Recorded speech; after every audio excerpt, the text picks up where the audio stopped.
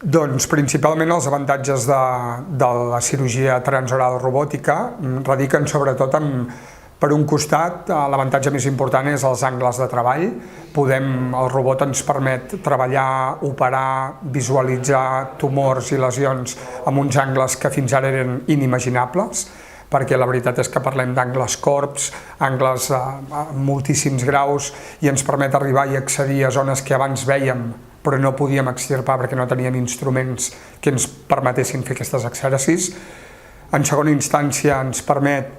tenir una qualitat d'imatge i de visió espectacular, i no només una qualitat d'imatge òptima i molt bona, sinó també compartida amb diferents cirurgians. Tots podem formar part a l'hora de decidir a on extirpar i com fer-ho.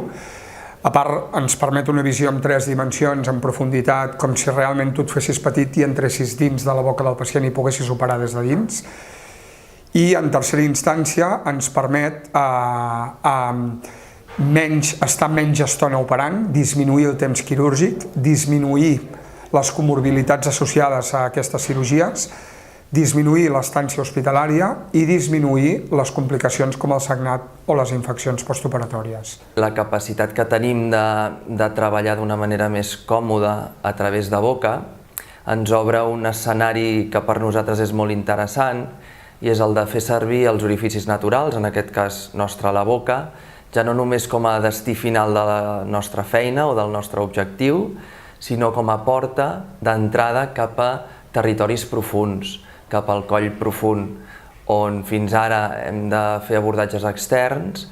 La boca, a través d'un abordatge robòtic, ens pot representar una porta d'entrada cap a aquest coll.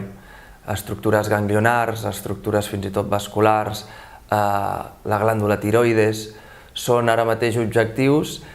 que